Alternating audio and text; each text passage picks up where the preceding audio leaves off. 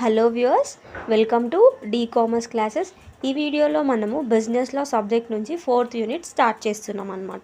So ఈ 4th unit వచ్చేసి management of companies and meetings అనమాట. సో ఈ పర్టికులర్ యూనిట్లో వచ్చేసి మనము కంపెనీ మేనేజ్మెంట్ ఎలా జరుగుతుంది అండ్ ఎంతమంది డైరెక్టర్స్ ఉంటారు అండ్ వాళ్ళని ఎలా అపాయింట్ చేస్తారు అండ్ నెక్స్ట్ వచ్చేసి వాళ్ళ పవర్స్ ఏంటి, డ్యూటీస్ ఏంటి, లయబిలిటీస్ ఏంటి, సో ఇవన్నీ డిస్కస్ చేస్తామన్నమాట. అండ్ ఏమేమి మీటింగ్స్ జరుగుతాయి ఒక కంపెనీలో, సో ఈ అన్ని టాపిక్స్ని మనము ఈ పర్టికులర్ యూనిట్లో డిస్కస్ చేస్తామన్నమాట.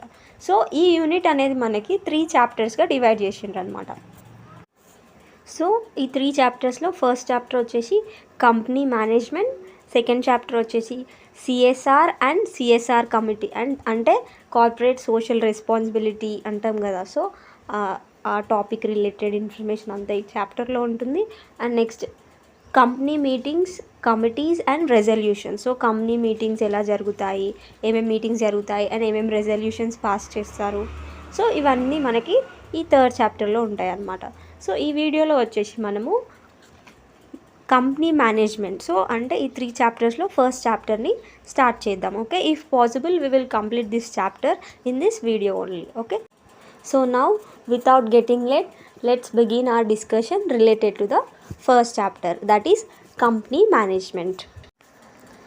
సో చాప్టర్ కంపెనీ మేనేజ్మెంట్కి వచ్చేసరికి సో డైరెక్టర్స్ అనేవాళ్ళు చాలా ఇంపార్టెంట్ రోల్ని ప్లే చేస్తారనమాట. సో డైరెక్టర్సే లేకపోతే అసలు కంపెనీ మేనేజ్మెంటే సరిగా జరగదు. సో కాబట్టి ఫస్ట్ టాపిక్ వచ్చేసి నీడ్ ఫర్ డైరెక్టర్స్. అసలుకి మనకి డైరెక్టర్స్ అనేవాళ్ళు ఎందుకు అవసరము అని మనకి ఈ టాపిక్ అనేది చెప్తుంది అనమాట. Okay, so first need for directors. A company being an artificial person cannot act by itself. Okay, so company అనేది ఆర్టిఫిషియల్ పర్సన్ అని మనము డిస్కస్ చేసినాం జాయింట్ స్టాక్ కంపెనీ డిస్కషన్ చేసేటప్పుడు. Company is a artificial person created by law. It is not like human being కదా. So it doesn't have legs, hands, organs. So human బీయింగ్స్కి organs ఎలాగైతే ఉంటాయో అట్లనే artificial person అని అంటే కంపెనీకి ఆర్గన్స్ ఉండవు. సో కాబట్టి it cannot act by it self. So దానికి అది యాక్ట్ చేయలేదు, ఏదైనా బిజినెస్ చేయాలన్నా చేయలేదు. Okay, so it must act through some human agency. Okay, so ఒక కంపెనీ అనేది ఆర్టిఫిషియల్ పర్సన్ కాబట్టి it should act through some human agency. So ఒక కంపెనీలో పర్ఫామ్ చేయాల్సిన యాక్టివిటీస్ అన్నీ త్రూ హ్యూమన్ బీయింగ్సే జరుగుతాయి అన్నమాట. ఓకే, సో నెక్స్ట్ వచ్చేసి the persons by whom the business of the company is carried on or termed as directors. So ఒక company అనేది మనం ఇప్పుడు హ్యూమన్ ఏజెన్సీ త్రూ వర్క్ చేస్తుంది అని చెప్పాం కదా. సో ఒక కంపెనీలో ఏ పర్సన్స్ అయితే, ఏ హ్యూమన్ బీయింగ్స్ అయితే బిజినెస్ని క్యారీ ఆన్ చేస్తారో, అంటే ఒక కంపెనీ ఏ పర్సన్ హెల్ప్ తీసుకొని బిజినెస్ని క్యారీ ఆన్ చేస్తుందో ఆ పర్టిక్యులర్ పర్సన్స్ని మనము డైరెక్టర్స్ అని చెప్తాం అనమాట. ఓకే, ఆ పర్సన్స్ని మనము డైరెక్టర్స్ అని చెప్తాం. This is regarding the directors. And next the company is composed of 2 organs, the general body of shareholders and the board of directors అనమాట. ఓకే, సో కంపెనీకి 2 organs ఉంటాయి అనమాట. General body of share holders అని అంటే like share holders అందరినీ కలిపి మనము general body అని చెప్తాము, or else general body of shareholders అన్న సేమ్ అనమాట. సో వీళ్ళని 1 organ లాగా కన్సిడర్ చేస్తాము. అండ్ నెక్స్ట్ వచ్చేసి the board of directors. So board of డైరెక్టర్స్ని కూడా ఇంకొక ఆర్గన్ లాగా కన్సిడర్ చేస్తాం అనమాట.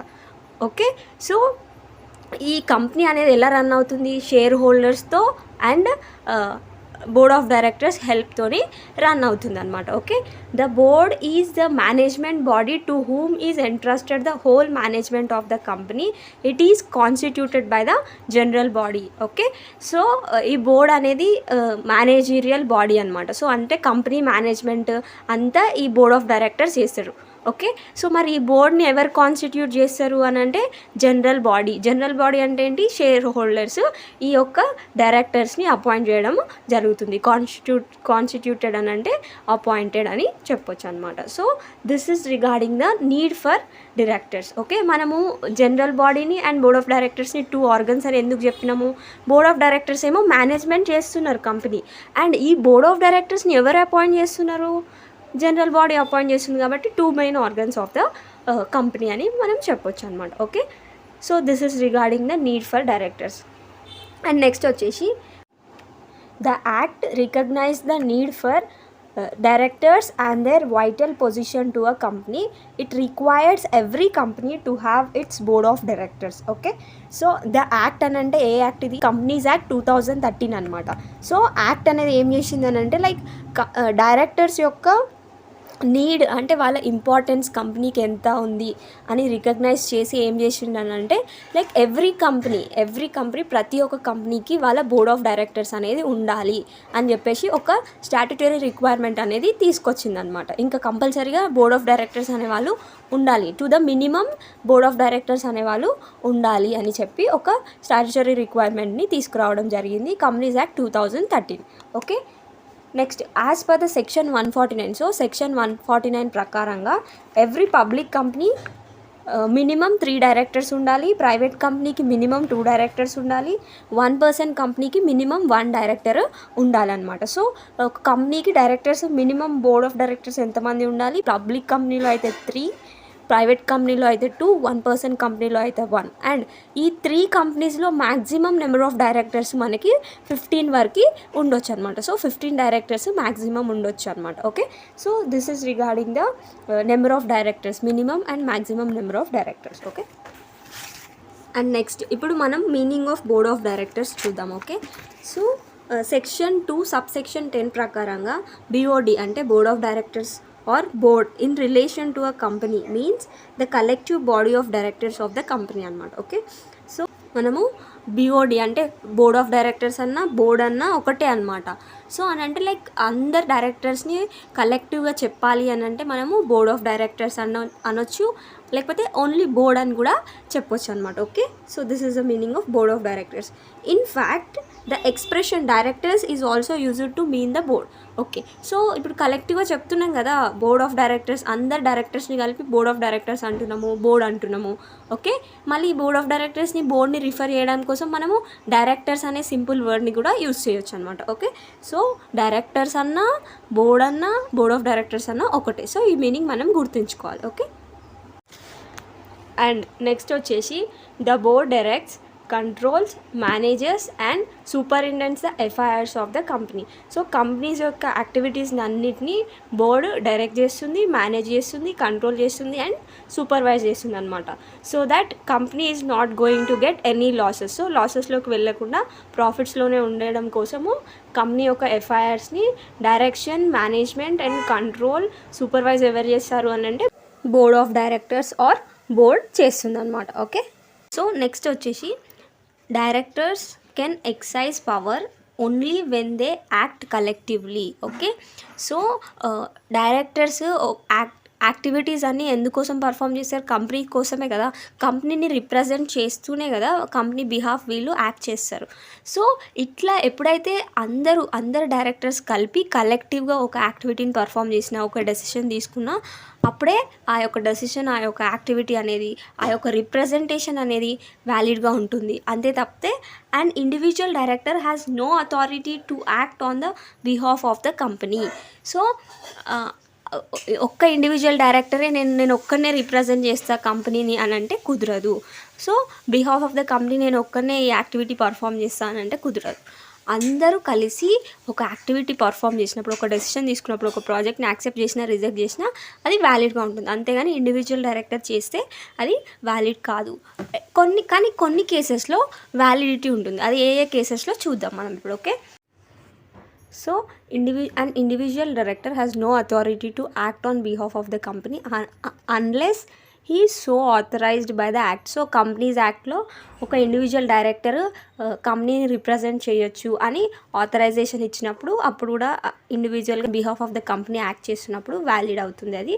అండ్ నెక్స్ట్ ఆర్టికల్స్ ఆఫ్ అసోసియేషన్లో పవర్స్ ఇచ్చినప్పుడు ఆ ఇండివిజువల్ డైరెక్టర్స్కి ఓకే నువ్వు రిప్రజెంట్ చేయొచ్చు అని చెప్పేసి వాళ్ళకి పర్మిషన్ ఇచ్చినప్పుడు అప్పుడు కూడా వ్యాలిడ్గా ఉంటుంది. అండ్ నెక్స్ట్ ఆ resolution of the board of directors. So board of directors అందరు కలిపి ఒక రెజల్యూషన్ పాస్ చేసిండ్రు అనమాట. సో ఇండివిజువల్గా మనం రిప్రజెంట్ చేయొచ్చు అని చెప్పేసి ఒక రెజల్యూషన్ని పాస్ చేసినప్పుడు సో అప్పుడు కూడా ఈ యొక్క ఇండివిజువల్ రిప్రజెంటేషన్ అనేది వ్యాలిడ్ ఉంటుంది. అండ్ నెక్స్ట్ ఆ resolution of the share holders అందరూ ఒక రెజల్యూషన్ పాస్ చేసి ఇండివిజువల్గా డైరెక్టర్స్ వాళ్ళ పవర్స్ని ఎక్సర్సైజ్ చేసుకొని కంపెనీని రిప్రజెంట్ చేయొచ్చు అని చెప్పేసి ఒక రెజల్యూషన్ పాస్ చేసినప్పుడు అండ్ పర్మిషన్ ఇచ్చినప్పుడు అప్పుడు కూడా ఇండివిజువల్ డైరెక్టర్స్కి అథారిటీ అనేది ఉంటుంది కంపెనీని రిప్రజెంట్ చేయడం కోసం, ఓకే, కంపెనీ బిహాఫ్ యాక్ట్ చేయడం కోసం, ఓకే.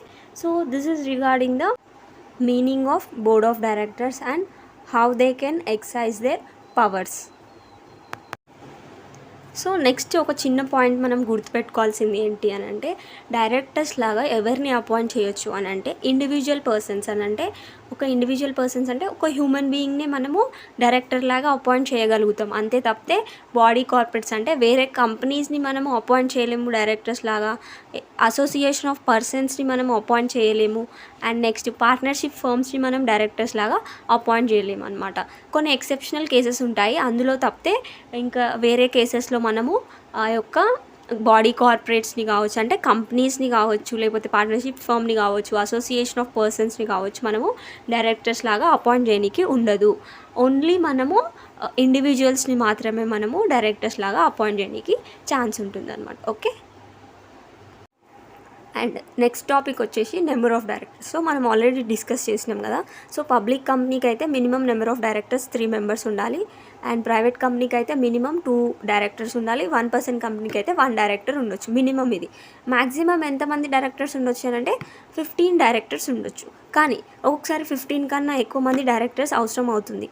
సో అన్నప్పుడు షేర్ హోల్డర్స్ జనరల్ మీటింగ్ అవుతుంది కదా, సో అందరు షేర్ హోల్డర్స్ వస్తారు కదా, సో అది జనరల్ మీటింగ్ అంటాం అనమాట. సో ఆ జనరల్ మీటింగ్లో ఒక రెజల్యూషన్ని పాస్ చేస్తారనమాట. సో ఆ రెజల్యూషన్ పాస్ చేసిన తర్వాతకి వీళ్ళు లైక్ 15 కన్నా ఎక్కువ డైరెక్టర్స్ని అపాయింట్ చేయడానికి ఉంటుందన్నమాట. నార్మల్గా మనం డిస్కస్ చేసినాం కదా, బోర్డ్ ఆఫ్ డైరెక్టర్స్ని ఎవరు అపాయింట్ చేస్తారని అంటే జనరల్ బాడీ అపాయింట్ చేస్తుంది అని చెప్పేసి. General body is nothing but share holders అని కూడా డిస్కస్ చేసినాం అనమాట, ఓకే. సో వీళ్ళు 15 కన్నా ఎక్కువ మంది డైరెక్టర్స్ కావాలి అని అనుకున్నప్పుడు స్పెషల్ రెజల్యూషన్ పాస్ చేసి ఒక కంపెనీలో 15 కన్నా ఎక్కువ డైరెక్టర్స్ని అంటే మోర్ దెన్ 15 డైరెక్టర్స్ని అపాయింట్ చేయడానికి ఉంటుందన్నమాట, okay. This is regarding the number of directors. And next వచ్చేసి ఉమెన్ డైరెక్టర్ అనమాట, ఓకే. సో మనకి కంపెనీస్ యాక్ట్ 2013ని ఎఫెక్టివ్గా ఇంప్లిమెంట్ చేయడం కోసం కంపెనీస్ రూల్ 2014 అనే రూల్స్ని తీసుకురావడం జరిగిందనమాట. సో ఈ రూల్స్ 3 ఏం చెప్తుంది అని అంటే, there should be at least 1 women director in every public company whose paid up share capital is 100 crore or more or turnover of 300 crore or more, okay. So every public కంపెనీలో at least 1 women director ఉండాలి, compulsory 1 women director ఉండాలి అని చెప్తుందన్నమాట ఈ rule. So ఏ public కంపెనీలో మరి at least 1 women డైరెక్టర్ని appoint చేయాలి అని అంటే, ఏ పబ్లిక్ కంపెనీ యొక్క షేర్ క్యాపిటల్ అయితే paid up share capital 100 crores or 100 crores కన్నా ఎక్కువ ఉంటుందో or else turnover of 300 crores ఉంటుంది, అంటే లైక్ వాళ్ళకి టర్న్ ఓవర్ రెవెన్యూ అనేది 300 crores ఆర్ 300 crores కన్నా ఎక్కువ వచ్చినా, ఈ రెండిట్లలో ఏ క్రైటీరియాని వాళ్ళు సాటిస్ఫై చేసినా కానీ వాళ్ళు ఒక ఉమెన్ డైరెక్టర్ని అపాయింట్ చేయాల్సిన అవసరం ఉంటుందన్నమాట, ఓకే. అపాయింట్ చేయాలన్నమాట, ఒక ఉమెన్ డైరెక్టర్ని వాళ్ళ కంపెనీలో అపాయింట్ చేయాలి, ఓకే. ఇది ఏ కేసులో, every public company, okay. Next వచ్చేసి in every listed company. So every listed company అని అంటే లైక్ వాళ్ళ షేర్స్ అనేవి మనకి స్టాక్ ఎక్స్చేంజ్లో ట్రేడ్ అవుతూ ఉంటాయి అన్నమాట. సో షేర్ హోల్డర్స్ వీళ్ళందరూ స్టాక్ ఎక్స్చేంజ్లో బయింగ్ అండ్ సెల్లింగ్ అనేది చేస్తే దాన్ని లిస్టెడ్ కంపెనీ అంటాం అనమాట, ఓకే. సో అటువంటి లిస్టెడ్ కంపెనీస్కి ఇంకా క్రైటీరియాతో అవసరం లేదు. సో కంపల్సరీగా అట్లీస్ట్ 1 విమెన్ డైరెక్టర్ ఉండాలన్నమాట. So this is regarding the women director. And next వచ్చేసి టైప్స్ ఆఫ్ డైరెక్టర్స్. సో డైరెక్టర్స్ని మనము ఎన్ని టైప్స్గా క్లాసిఫై చేయొచ్చు, ఎలా డివైడ్ చేయొచ్చు అని మనం ఇప్పుడు చూద్దాం, ఓకే. సో ఫస్ట్ వచ్చేసి డైరెక్టర్స్ని ఆర్డినరీ డైరెక్టర్స్ లాగా మనము క్లాసిఫై చేయొచ్చు అనమాట. సో వీళ్ళు ఎవరో చూద్దాం ఇప్పుడు. They attend board meeting and participate in the matters put before the board. They are neither whole time nor managing directors. So ఎవరైతే డైరెక్టర్స్ హోల్ టైమ్ డైరెక్టర్స్ కాకుండా, మేనేజింగ్ డైరెక్టర్స్ కూడా కాకుండా వేరే డైరెక్టర్స్ ఉంటారు కదా, సో వాళ్ళు ఆర్డినరీ డైరెక్టర్స్ అనమాట. So ఈ ఆర్డినరీ డైరెక్టర్స్ ఏం చేస్తారు అని అంటే లైక్ బోర్డ్ మీటింగ్స్ అటెండ్ అవుతారు, అండ్ బోర్డ్ మీటింగ్స్లో ఏదైనా ప్రాబ్లమ్స్ గురించి డిస్కషన్ చేస్తున్నప్పుడు అందులో పార్టిసిపేట్ చేస్తారనమాట. So this is regarding the ordinary directors. So ordinary directors అంటే వాళ్ళు హోల్ టైమ్ డైరెక్టర్స్ కాదు, అండ్ ఇంకా మేనేజింగ్ డైరెక్టర్స్ కాకుండా ఇంకా వేరే డైరెక్టర్స్ ఉంటారు కదా, సో వాళ్ళని మనము ఆర్డినరీ డైరెక్టర్స్ అని చెప్తామన్నమాట, ఓకే. అండ్ సెకండ్ టైప్ వచ్చేసి మేనేజింగ్ డైరెక్టర్ అనమాట. So these directors deal with management of affairs of a company. He may be appointed by the board by special resolution by virtue of AOA, అంటే like articles of association అనమాట. So ఏ director అయితే like company మేనేజ్మెంట్లో deal చేస్తారో వాళ్ళని మనం managing directors అంటాం అనమాట. సో వీళ్ళని ఎవరు అపాయింట్ చేస్తారు? బోర్డ్ ఆఫ్ డైరెక్టర్స్ అపాయింట్ చేస్తారు. సో ఒకవేళ ఆర్టికల్స్లో మెన్షన్ చేసి ఉంది అనుకోండి, for example board of directors managing డైరెక్టర్ని అపాయింట్ చేయొచ్చు అని చెప్పేసి ఆర్టికల్స్ ప్రకారంగా వాళ్ళు అపాయింట్ చేస్తారు. లేకపోతే బోర్డే ఒక రెజల్యూషన్ని పాస్ చేసి కూడా మేనేజింగ్ డైరెక్టర్ని అపాయింట్ చేయొచ్చు. అండ్ నెక్స్ట్ ఇంకా general meeting, so share holders మీటింగ్లో ఒక రెజల్యూషన్ పాస్ చేసి ఇలా మేము మేనేజింగ్ డైరెక్టర్ని అపాయింట్ చేయాలి అనుకుంటున్నాం అని చెప్పేసి పర్సన్ని అని చెప్పేసి ఒక రెజల్యూషన్ పాస్ చేసినప్పుడు అప్పుడు కూడా మేనేజింగ్ డైరెక్టర్స్ని అపాయింట్ చేయొచ్చు అనమాట. సో ఈ మేనేజింగ్ డైరెక్టర్స్కి కంపెనీ మేనేజ్మెంట్ చేయడం కోసం సబ్స్టాన్షియల్ పవర్స్ అనేవి వస్తాయి అన్నమాట. లైక్ సబ్స్టాన్షియల్ పవర్స్ అంటే జనరల్ థింగ్స్ కాకుండా లైక్ కంపెనీ కోసం ఆబ్జెక్టివ్స్ ఫ్రేమ్ చేయడము అండ్ పాలసీస్ ఫ్రేమ్ చేయడానికి ఇతనికి పవర్స్ అనేవి వస్తాయన్నమాట. మేనేజింగ్ డైరెక్టర్స్ సబ్స్టాన్షియల్ పవర్స్ అంటే కంపెనీ కోసం ఆబ్జెక్టివ్స్ డిసైడ్ చేయడం కోసం అండ్ ఏమేమి పాలసీస్ బాగుంటాయి కంపెనీకి అని డిసైడ్ చేయడం కోసం పవర్స్ అనేవి వస్తాయన్నమాట. So this is regarding the managing director. Next వచ్చేసి whole time director or executive director అని కూడా మనం చెప్తాం అనమాట. They include a director who is in full time employment of a company. Okay, so ఎవరైతే ఒక డైరెక్టర్ అతనికి ఉన్న ఫుల్ టైమ్ని ఒక్కటే పర్టికులర్ కంపెనీ కోసం డెడికేట్ చేసి ఆ ఒక కంపెనీ కోసమే వర్క్ చేస్తాడు డైరెక్టర్ లాగా, ఆ డైరెక్టర్ని మనము హోల్ టైమ్ డైరెక్టర్ అని చెప్తాం అన్నమాట. Okay, so for example I am a director of a particular company. So నేను ఫర్ ఎగ్జాంపుల్ డేలో వర్కింగ్ అవర్స్ వచ్చేసి 8 అవర్స్ ఉంటాయి అనుకుందాం. సో 8 అవర్స్ని నేను పర్టికులర్ ఒక కంపెనీ కోసమే నేను డివోట్ చేస్తున్నా, వేరే కంపెనీస్ కోసం నేను డివోట్ చేయలేదు అన్నప్పుడు నేను హోల్ టైమ్ డైరెక్టర్ అనమాట. ఓకే,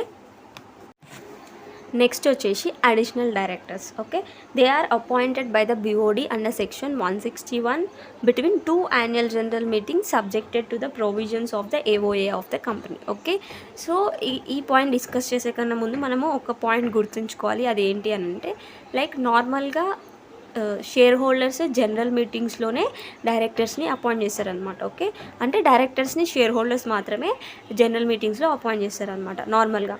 ఓకే, కానీ ఒక కంపెనీ ఉంది, జనరల్ మీటింగ్ మొన్ననే అయిపోయింది, ఇంకొక జనరల్ మీటింగ్ రావడానికి చాలా టైం ఉంది, కానీ ఆ కంపెనీకి చాలా ప్రాజెక్ట్స్ వస్తున్నాయి కాబట్టి ఉన్న డైరెక్టర్స్ సరిపోతలేరు అన్నప్పుడు బోర్డ్ ఆఫ్ డైరెక్టర్స్ ఏం చేయొచ్చు అని అంటే లైక్ వేరే డైరెక్టర్స్ని అపాయింట్ చేసుకోనికి ఉంటుంది అనమాట. ఇంకా కొంతమంది డైరెక్టర్స్ని అపాయింట్ చేసుకోనికి ఉంటుంది.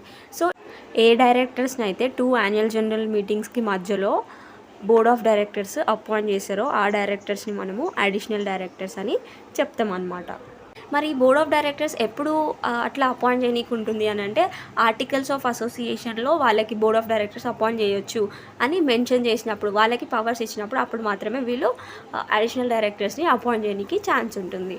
అండ్ నెక్స్ట్ వచ్చేసి ఎప్పటివరకు ఈ యొక్క అడిషనల్ డైరెక్టర్ ఎవరైతే అపాయింట్ చేశారో వాళ్ళు ఫోర్స్లో ఉంటారు అని అంటే like next annual general meeting వస్తుంది కదా, సో అంతకన్నా ముందే వీళ్ళు వాళ్ళ ఆఫీస్ని వదిలేయాలన్నమాట. Okay, and next maximum limit మనకి 15 అని చెప్పినాం కదా, సో 15 కన్నా ఎక్కువ ఉండాలంటే రెజల్యూషన్ పాస్ చేయాలని కూడా డిస్కస్ చేసినాం. ఓకే, సమ్ లిమిట్ ఉంటుంది కదా, 15, 16, 17 ఏదో ఒక లిమిట్ ఉంటుంది కదా. సో ముందున్న డైరెక్టర్స్ ప్లస్ అడిషనల్ డైరెక్టర్స్ని కలిపితే ఆ లిమిట్ అనేది క్రాస్ చేయొద్దు అనమాట. సో ఫర్ ఎగ్జాంపుల్ 15 ఉంది అనుకుందాం, సో 15 కన్నా తక్కువ ఉండొచ్చు, 15 ఉండొచ్చు, అంతేగాని అడిషనల్ డైరెక్టర్స్ని యాడ్ చేసినాక కూడా 15 కన్నా ఎక్కువ ఉండొద్దు. So this is regarding the additional directors. And next వచ్చేసి ఆల్టర్నేట్ డైరెక్టర్.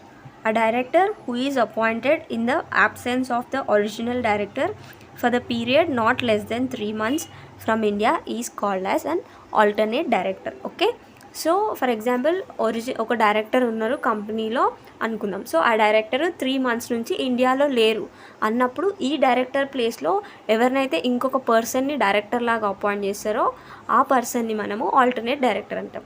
సో ఒరిజినల్ డైరెక్టర్కి ఆల్టర్నేటివ్గా ఇంకొక పర్సన్ అపాయింట్ చేశారు కదా, సో అతన్ని మనము ఆల్టర్నేట్ డైరెక్టర్ అని చెప్తాం అనమాట. సో ఎప్పుడు ఇలా అపాయింట్ చేయొచ్చు మరి ఆల్టర్నేట్ డైరెక్టర్స్ అని అంటే, లైక్ ఒరిజినల్ డైరెక్టర్స్ 3 months నుంచి ఇండియాలో లేనప్పుడు ఆల్టర్నేట్ డైరెక్టర్ని అపాయింట్ చేయడానికి ఉంటుంది. So this is regarding the alternate director. And next వచ్చేసి ప్రొఫెషనల్ డైరెక్టర్స్.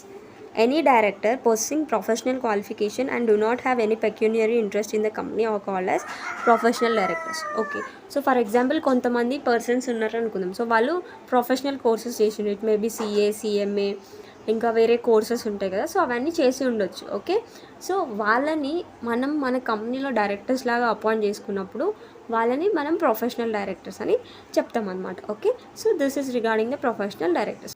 అండ్ ఇట్లా ఎప్పుడు ప్రొఫెషనల్స్ని డైరెక్టర్స్ లాగా అపాయింట్ చేయొచ్చు అని అంటే, లైక్ వాళ్ళకి పెక్యూనియరీ ఇంట్రెస్ట్ లేనప్పుడు అని అంటే, లైక్ ఫైనాన్స్ రిలేటెడ్గా ఎటువంటి రిలేషన్షిప్ కంపెనీకి ఆ ప్రొఫెషనల్స్కి మధ్యలో లేనప్పుడు ఈ యొక్క పెక్యూనరీ ఇంట్రెస్ట్ లేనట్టు అనమాట. ఓకే, సో అప్పుడు ఒక ప్రొఫెషనల్ని మనము డైరెక్టర్ లాగా అపాయింట్ చేయొచ్చు. Okay, so this is professional directors. And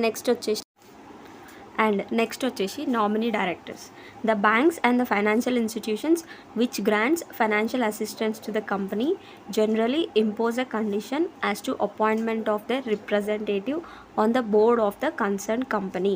Okay, these nominated persons are called as nominee directors. Okay, so నార్మల్గా ఏమవుతుంది అని అంటే, లైక్ బ్యాంక్స్ ఇంకా ఫైనాన్షియల్ ఇన్స్టిట్యూషన్స్ ఒక కంపెనీకి ఫండ్స్ ఇస్తున్నప్పుడు అంటే ఫైనాన్స్ చేస్తున్నప్పుడు అంటే లైక్ లోన్స్ ఇట్లాంటివి ఇస్తున్నప్పుడు ఏమైనా కండిషన్స్ పెడతారు అని అంటే, బ్యాంక్స్ ఇంకా ఫైనాన్షియల్ ఇన్స్టిట్యూషన్స్ వాళ్ళు మా యొక్క రిప్రజెంటేటివ్ని అంటే మేము ఒక పర్సన్ని నామినేట్ చేస్తాము, ఆ పర్సన్ని మీరు బోర్డులో ఒక మెంబర్ లాగా అంటే ఒక డైరెక్టర్ లాగా అపాయింట్ చేయాలి మీ కంపెనీలో అని చెప్పేసి ఒక కండిషన్ పెడతారనమాట. సో ఇట్లా ఏ పర్సన్ అయితే ఆ బ్యాంక్స్ని లేదా ఫైనాన్షియల్ ఇన్స్టిట్యూషన్స్ని రిప్రజెంట్ చేస్తూ బోర్డులో డైరెక్టర్ లాగా ఉంటాడో ఆ డైరెక్టర్ని మనము నామినీ డైరెక్టర్ అని చెప్తామన్నమాట. ఓకే, మరి ఇలా ఎందుకు నామినేట్ చేస్తారు కొంతమంది పర్సన్స్ని, రిప్రజెంటేటివ్స్ని బోర్డ్స్లో ఎందుకు పెడతారు అని అంటే, లైక్ ఇప్పుడు బోర్డ్ ఆఫ్ డైరెక్టర్స్ డెసిషన్స్ తీసుకుంటారు కదా, సో అప్పుడు ఈ బ్యాంక్స్ ఇచ్చిన మనీకి ఎటువంటి ప్రాబ్లం రాకుండా ఉండే డెసిషన్స్ తీసుకోవడం కోసం ఈ డైరెక్టర్స్ హెల్ప్ చేస్తారు. అంటే లైక్ ఇప్పుడు కొన్ని డెసిషన్స్ తీసుకోవడం వల్ల లాసెస్ రావచ్చు, అప్పుడు బ్యాంక్ లోన్ రీపే చేయలేకపోవచ్చు. సో అట్లాంటి డెసిషన్స్ తీసుకోకుండా ఉండడం కోసం ఇటువంటి డైరెక్టర్స్ని అపాయింట్ చేయడం జరుగుతుంది. So this is regarding the nominee directors. And next వచ్చేసి independent director. The director who do not have any interest in the company is called as independent director. Okay, so ఎవరైతే పర్సన్కి ఎటువంటి ఇంట్రెస్ట్ లేదు, అసలుకి కంపెనీతో ఏం ట్రాన్సాక్షన్స్ లేదు, ఏం రిలేషన్స్ లేవు, అండ్ ఏం ఫైనాన్షియల్ ఇంట్రెస్ట్ కూడా లేదు, అటువంటి పర్సన్ని ఒక డైరెక్టర్గా అపాయింట్ చేస్తే ఆ డైరెక్టర్ని మనము ఇండిపెండెంట్ డైరెక్టర్ అని చెప్తామన్నమాట. ఓకే, సో ఇక్కడ వచ్చేసరికి ఎవ్రీ లిస్టెడ్ కంపెనీలో టోటల్ డైరెక్టర్స్లో 1/3 డైరెక్టర్స్ వచ్చేసి మనకి ఇండిపెండెంట్ డైరెక్టర్స్ ఉండాలన్నమాట. ఓకే, ఫర్ ఎగ్జాంపుల్ 15 డైరెక్టర్స్ అనుకుందాము టోటల్ డైరెక్టర్స్, అందులో 1/3 అంటే 5 డైరెక్టర్స్, అంటే 5 డైరెక్టర్స్ ఇండిపెండెంట్ డైరెక్టర్స్ లాగా ఉండాలన్నమాట. ఓకే, అండ్ నెక్స్ట్ వచ్చేసి ఎవ్రీ పబ్లిక్ కంపెనీ. ఇప్పుడు ఇందాక మనం డిస్కస్ చేసింది లిస్టెడ్ కంపెనీ, ఇప్పుడు పబ్లిక్ కంపెనీ చూద్దాం. సో పబ్లిక్ కంపెనీ విషయానికి వచ్చేసరికి ఏ పబ్లిక్ కంపెనీలో అయితే paid up share capital 10 crore or more than 10 crore ఉంటుందో, ఆర్ ఎల్స్ టర్న్ ఓవర్ అంటే రెవెన్యూ వచ్చేసరికి 100 crore or more than 100 crores ఉంటాయో, or else total outstanding loans and debentures and deposits అన్నీ కలిపితే మనకి 50 crore ఆర్ మోర్ అవుతాయో, ఈ మూడిట్లలో ఏ condition satisfy అయినా కానీ ఎవ్రీ పబ్లిక్ కంపెనీలో అట్లీస్ట్ 2 ఇండిపెండెంట్ డైరెక్టర్స్ ఉండాలి అనమాట. ఓకే, సో ఏమేమి conditions, paid up share capital 10 crores or 10 crores కన్నా ఎక్కువ ఉండాలి, ఆర్ ఎల్స్ ఈ కండిషన్ కాకపోతే టర్న్ ఓవర్ మనకి వచ్చేసి 100 crores ఆర్ 100 crores కన్నా ఎక్కువ ఉన్నప్పుడు, ఆర్ ఎల్స్ ఇంకొక కండిషన్ వచ్చేసి total outstanding loans and debentures and deposits ఇవన్నీ కలిపితే 50 crore ఆర్ అంతకన్నా ఎక్కువ ఉన్నప్పుడు ఎవ్రీ పబ్లిక్ కంపెనీలో అట్లీస్ట్ అంటే మినిమం 2 ఇండిపెండెంట్ డైరెక్టర్స్ ఉండాలన్నమాట. Okay, so this is regarding independent director. So next వచ్చేసి small shareholders director. Okay, small shareholder director.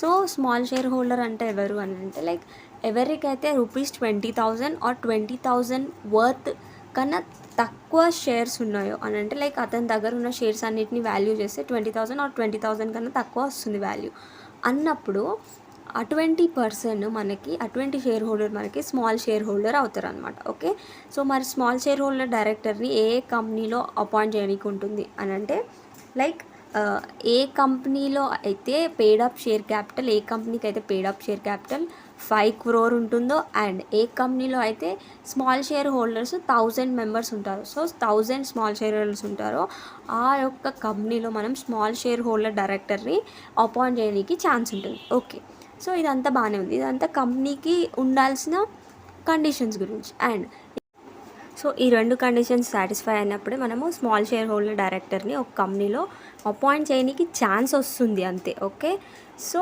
ఇవి కండిషన్స్ గురించి. అండ్ ఇక్కడ వచ్చేసరికి ఈ కండిషన్ సాటిస్ఫై అయినాక కూడా ఒకవేళ కంపెనీలో మీకు అవసరమైతే స్మాల్ షేర్ హోల్డర్ డైరెక్టర్ని ఎలెక్ట్ చేసుకోవచ్చు, లేకపోతే లేదనమాట. ఇట్ ఈజ్ ఆప్షనల్ అనమాట. సో అందుకనే కంపెనీకి అవసరమైతే బోర్డ్ ఆఫ్ డైరెక్టర్స్ వాళ్ళ ఓన్గా ఇనిషియేటివ్ తీసుకొని స్మాల్ షేర్ హోల్డర్స్ని ఎలెక్ట్ చేసుకోవడానికి ఒక ఛాన్స్ ఇవ్వచ్చు. లేకపోతే వాళ్ళు ఓన్గా ఇనిషియేటివ్ తీసుకున్నప్పుడు 1000 షేర్ హోల్డర్స్ ఉన్నారు కదా, 1000 షేర్ హోల్డర్స్ ఉండొచ్చు, అంతకన్నా ఎక్కువ ఉండొచ్చు. సో అందులో 1/10 of small shareholders, so ఎంతమంది ఉన్నా కానీ 1/10 ఆఫ్ స్మాల్ షేర్ హోల్డర్స్ ఒక నోటీస్ సైన్ చేయాలన్నమాట. సో మాకు ఒక డైరెక్టర్ కావాలి, మమ్మల్ని రిప్రజెంట్ చేస్తూ ఒక డైరెక్టర్ కావాలి బోర్డులో అని చెప్పి ఒక నోటీస్ సైన్ చేసినప్పుడు అప్పుడు స్మాల్ షేర్ హోల్డర్ డైరెక్టర్ని ఎలెక్ట్ చేసుకోవడానికి ఛాన్స్ అనేది వస్తుందన్నమాట. ఓకే, సో ఇట్లా ఎవరైతే డైరెక్టరు బోర్డులో ఉంటారో, ఎవరిని రిప్రజెంట్ చేస్తూ స్మాల్ షేర్ హోల్డర్స్ని రిప్రజెంట్ చేస్తూ బోర్డులో ఉంటారో వాళ్ళని మనము స్మాల్ షేర్ హోల్డర్ డైరెక్టర్ అంటాం అనమాట. ఈ small shareholder director office period వచ్చేసి 3 years వరకు ఉంటుందన్నమాట. సో 3 years వరకు ఇతను బోర్డులో డైరెక్టర్ లాగా ఉండొచ్చు. Okay, so this is regarding the small shareholder director. And next వచ్చేసి resident director. The director who stayed in India for not less than 182 days in previous year is called as resident director. So ఒక person ఒక కంపెనీలో director లాగా ఉన్నాడు అనుకుందాం. Okay, so okay last year అని అంటే 2023లో మొత్తం చూసుకుంటే అతను 182 days ఇండియాలో ఉంటే ఆ డైరెక్టర్ని మనము రెసిడెంట్ డైరెక్టర్ అని చెప్తాం అన్నమాట. Okay, this is regarding the resident director.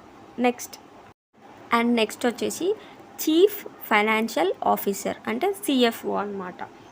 He is a part of key managerial personnel అంటే లైక్ మేనేజ్మెంట్లో పార్టిసిపేట్ చేసే పర్సన్స్లో ఇతను లైక్ ఇంపార్టెంట్ పర్సన్ అనమాట. సో కీ మెంబర్స్ ఉంటారు కదా, అంటే ఇంపార్టెంట్ పర్సన్స్లో ఒక పార్ట్ అనమాట ఇతను కూడా. Next and whole time key managerial personnel. So chief financial officer అని అంటే హోల్ టైమ్ ఇంకా ఆ కీ మేనేజీరియల్ యాక్టివిటీస్లోనే ఇతను ఇండల్జ్ అయి ఉంటారు for the whole time. Okay, and appointed by the resolution of the board resolution ద్వారా ఈ CFO అనే పర్సన్ అపాయింట్ చేయబడతారు అనమాట. ఓకే, హీ మెయింటైన్స్, ఇతను ఏం చేస్తాడు, అకౌంట్స్ మెయింటైన్ చేస్తాడు అండ్ ఇంటర్నల్ కంట్రోల్ చూసుకుంటాడు అండ్ ఆడిటెడ్ అకౌంట్స్ ఉంటాయి కదా, సో వాటిపైన సైన్ చేయాలన్నమాట. Okay, so this is regarding the chief financial officer. And next వచ్చేసి executive and non executive directors. So మనం ఇందాక డిస్కస్ చేసినాం కదా, సో వాళ్ళందరినీ మనము executive and non executive directors లాగా డివైడ్ చేయొచ్చు అనమాట. సో ఎగ్జిక్యూటివ్ డైరెక్టర్స్ అంటే ఎవరు, సో ఎవరైతే డైరెక్టర్స్ ఫుల్ టైమ్ ఎంప్లాయీస్ లాగా వర్క్ చేస్తారో వాళ్ళని మనము ఎగ్జిక్యూటివ్ డైరెక్టర్స్ అంటాం. ఓకే, నాన్ ఎగ్జిక్యూటివ్ డైరెక్టర్స్ అంటే ఎవరు, not the employees, full time employees లాగా వర్క్ చేయరు వాళ్ళ కంపెనీలో. They serve the boards of more than 1 company. So ఒక పర్టికులర్ కంపెనీలోనే వాళ్ళు ఫుల్ టైమ్ లాగా వర్క్ చేయకుండా వేరే వేరే కంపెనీస్లో కూడా వాళ్ళు డైరెక్టర్స్ లాగా వర్క్ చేస్తే వాళ్ళని మనము నాన్ ఎగ్జిక్యూటివ్ డైరెక్టర్స్ అంటాం అనమాట. Okay, so this is regarding the types of directors. Okay, and next వచ్చేసి DIN, director identification number, and DSC అంటే digital signature certificate. Okay, so ఇవి మనం ఇప్పుడు డిస్కస్ చేద్దాం. ఓకే, డిన్ అంటే ఏంటో చూద్దాం. సో డిన్ అంటే director identification number. Okay, an individual who wants to become a director of a company must have DIN. Okay, so ఇప్పుడు ఎవరైనా పర్సన్ ఒక కంపెనీకి డైరెక్టర్గా అవ్వాలి అని అనుకుంటున్నప్పుడు అతనికి డిన్ ఉండాలన్నమాట, డైరెక్టర్ ఐడెంటిఫికేషన్ నెంబర్ అనేది ఉండాలి. సో ఫర్ ఎగ్జాంపుల్ ఇప్పుడు మనము ఎలక్షన్స్లో ఓట్ చేయడం కోసం మనకి ఓటర్ ఐడి కార్డ్ ఎట్లాగైతే అవసరమో అట్లనే ఒక పర్సన్ ఒక కంపెనీకి డైరెక్టర్ అవ్వాలి అని అంటే అతనికి డిన్ అనేది ఉండాలన్నమాట. ఓకే, మరి ఈ డిన్ అనేది ఎట్లా అలాట్ చేస్తారు అని అంటే లైక్ మనము సెంట్రల్ గవర్నమెంట్కి ఫామ్ డిఐఆర్3 అనే ఫామ్ని మనము ఫైల్ చేసినప్పుడు సెంట్రల్ గవర్నమెంట్ మనకి డిన్ నెంబర్ని అలాట్ చేస్తుంది అనమాట. Okay, so this is regarding the DIN and how to get the DIN. Next digital signature certificate DSC. Okay, DSC is required by only those directors who has to sign ఈ forms. Okay, so అందరు డైరెక్టర్స్కి DIN అనేది important, కానీ DSC అనేది అందరు డైరెక్టర్స్కి అవసరం లేదు. ఎవరైతే ఈ ఫామ్ సైన్ చేస్తారో అని అంటే లైక్ ఇప్పుడు మనకి అన్ని ఫామ్స్ మనకి హార్డ్ కాపీస్లోనే ఉండవు కదా, కొన్ని ఫామ్స్ కంపెనీస్లో సాఫ్ట్ కాపీస్ లాగా కూడా వస్తాయి. సో అట్లా ఎప్పుడైతే కొన్ని డాక్యుమెంట్స్ ఎలక్ట్రానికల్గా సైన్ చేయాలో అటువంటి డైరెక్టర్స్కి ఈ డిజిటల్ సిగ్నేచర్ సర్టిఫికేట్ అనేది ఉండాలి అన్నమాట. Okay, so this is regarding the DIN and DSC. Okay, and next topic వచ్చేసి number of directorships. Okay, so ఇది మనకి సెక్షన్ 165లో మెన్షన్ చేసిండ్రు అనమాట of the companies act 2013.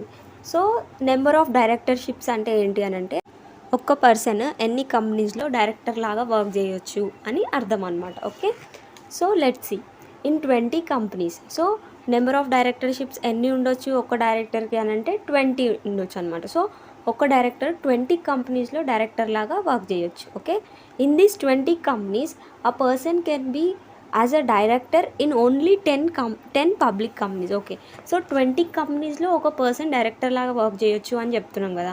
So అందులో అన్ని 20 కంపెనీస్ పబ్లిక్ కంపెనీస్ లాగా ఉండడానికి లేదు. ఓన్లీ 10 కంపెనీస్ పబ్లిక్ కంపెనీస్ ఉండొచ్చు, 10 కన్నా తక్కువ ఉండొచ్చు, అంతేగాని 10 కన్నా ఎక్కువ పబ్లిక్ కంపెనీస్ ఉండొద్దు అనమాట.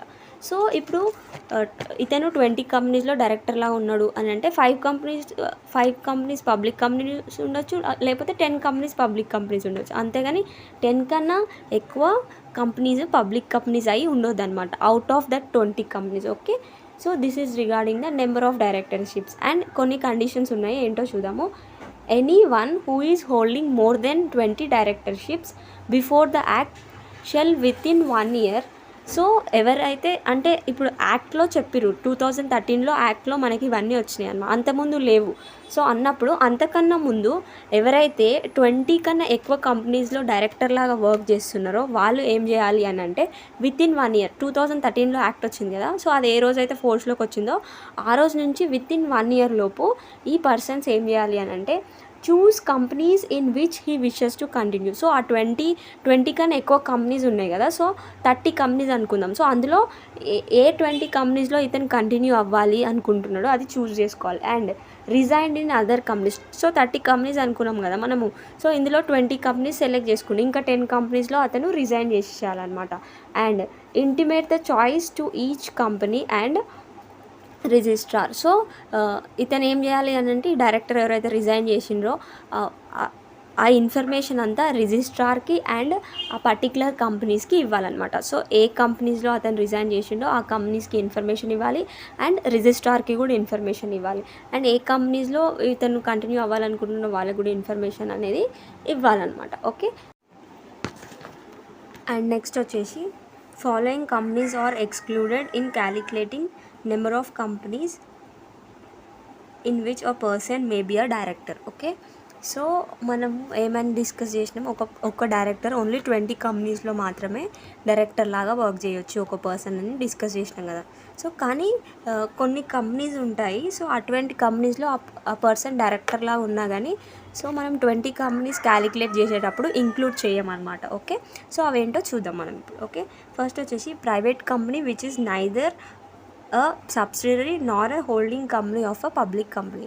సో ఫర్ ఎగ్జాంపుల్ ఒక ప్రైవేట్ కంపెనీ ఉంది, సో ఆ ప్రైవేట్ కంపెనీ ఒక పబ్లిక్ కంపెనీకి సబ్సిడరీ కాదు, ఆర్ ఎల్స్ ఆ పబ్లిక్ కంపెనీ హోల్డ్ కూడా చేస్తలేదు. అంటే ఆ పబ్లిక్ కంపెనీకి హోల్డింగ్ కంపెనీ కూడా కాదు, ఆర్ ఎల్స్ సబ్సిడరీ కంపెనీ కూడా కాదు. సో అన్నప్పుడు అటువంటి ప్రైవేట్ కంపెనీలో ఒక పర్సన్ డైరెక్టర్ లాగా వర్క్ చేస్తే ఈ 20 కంపెనీస్ని క్యాలిక్యులేట్ చేసేటప్పుడు ఇది ఇంక్లూడ్ చేయమన్నమాట. సో ఆల్రెడీ 20 కంపెనీస్లో ఉండి ఇటువంటి ప్రైవేట్ కంపెనీలో ఉన్నా కానీ సో ఇది 21st కంపెనీ కాదు. Okay, so we exclude this company. Okay, next వచ్చేసి అన్లిమిటెడ్ కంపెనీ. సో ఒక పర్సన్ అన్లిమిటెడ్ కంపెనీలో డైరెక్టర్ లాగా వర్క్ చేస్తుంటే అప్పుడు ఆ కంపెనీని కూడా ఇంక్లూడ్ చేయము. అండ్ నెక్స్ట్ వచ్చేసి an association not working for profit or which prohibits the payment of dividend. An association not working for the profit, ఏదైతే అసోసియేషన్ అయి ఉండొచ్చు సో అది ప్రాఫిట్ కోసం వర్క్ చేయదు అటువంటి అసోసియేషన్లో డైరెక్టర్లా ఉన్నప్పుడు, or which prohibits the payment of dividend. So ఏదైతే అసోసియేషన్ డివిడెండ్ని పే చేయదో సో అటువంటి అసోసియేషన్లో ఈ పర్సన్ డైరెక్టర్లా ఉన్నప్పుడు సో అటువంటి అసోసియేషన్ని కూడా ఇంక్లూడ్ చేయమన్నమాట. Next, a company in which such person is only an alternate director. Okay, so మనం డిస్కస్ చేసినాం ఆల్టర్నేట్ డైరెక్టర్స్. ఒక డైరెక్టర్ లేనప్పుడు అతని ప్లేస్లో వేరే పర్సన్ అపాయింట్ చేసి అతన్ని ఆల్టర్నేట్ డైరెక్టర్ అని చెప్పినాం కదా. సో అని డిస్కస్ చేసినాం కదా. సో ఇట్లా ఒక పర్సన్ ఒక కంపెనీలో ఆల్టర్నేట్ డైరెక్టర్ లాగా ఉన్నప్పుడు సో ఆ డైరెక్టర్షిప్ని ఈ 20 కంపెనీస్లో ఇంక్లూడ్ చేయొద్దు అనమాట. Okay, so this is regarding what are the companies to be excluded while calculating the number of directorships of a particular person. And next వచ్చేసి ఈ 4 సిచ్యువేషన్స్ ఎక్స్క్లూడ్ చేసిన తర్వాత కూడా ఒక పర్సన్ 20 కన్నా ఎక్కువ కంపెనీస్లో డైరెక్టర్స్ లాగా వర్క్ చేస్తున్నట్టయితే సో అప్పుడు ఆ పర్సన్కి పెనాల్టీ అనేది పడుతుంది అనమాట.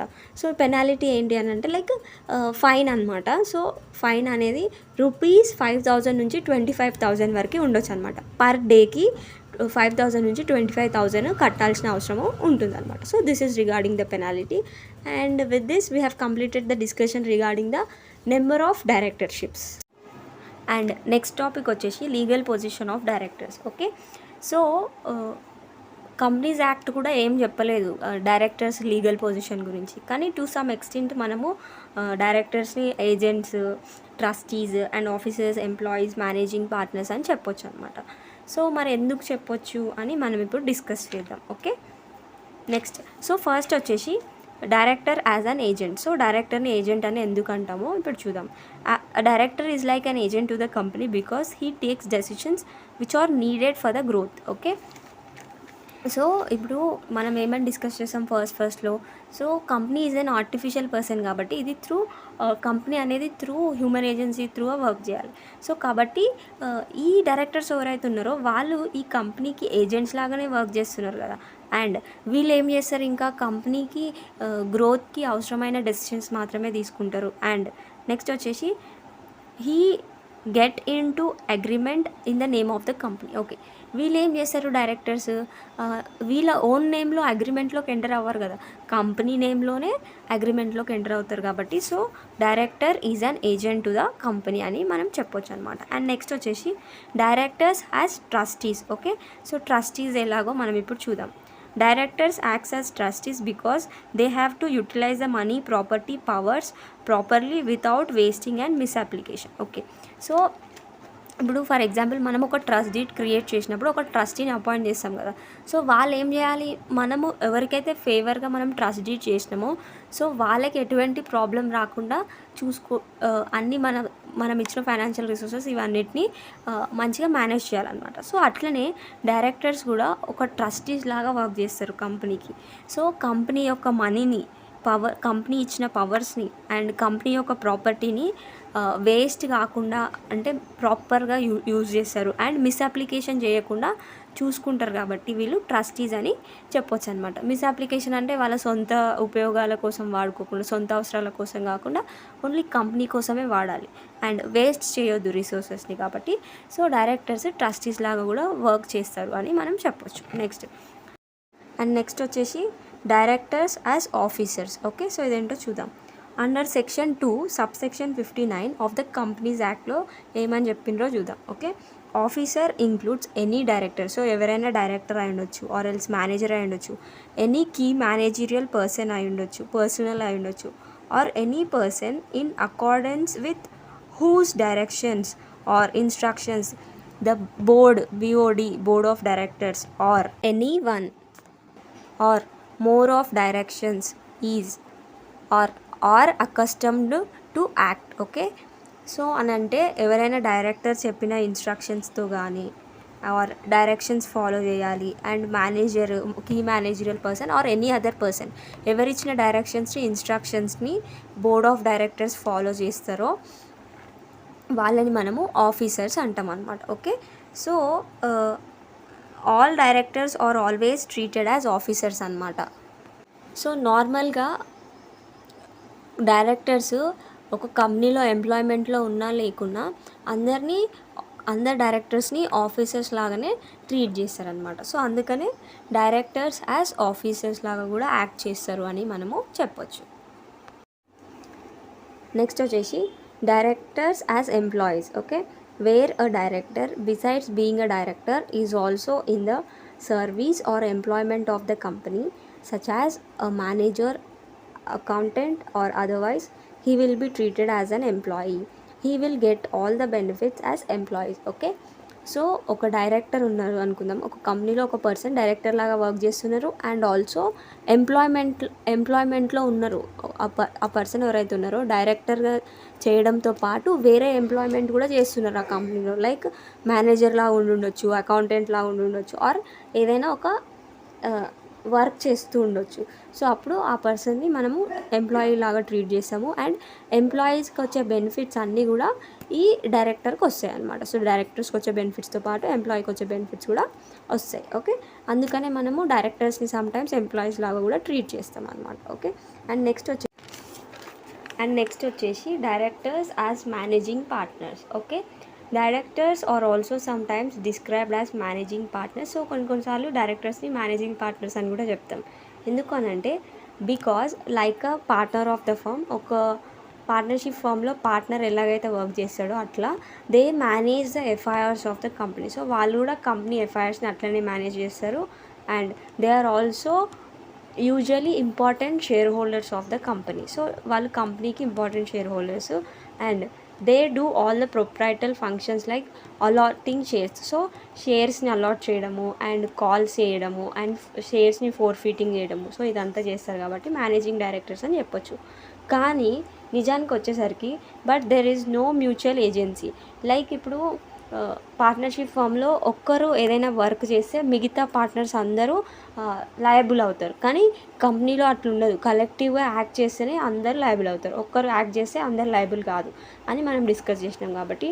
So directors are not managing partners in full sense. So full సెన్స్లో చెప్పాలంటే వీళ్ళు మేనేజింగ్ పార్ట్నర్స్ అని మనము కన్సిడర్ చేయొద్దు. To some extent managing partners లాగా మనము కన్సిడర్ చేయనీకుంటుంది డైరెక్టర్స్ని.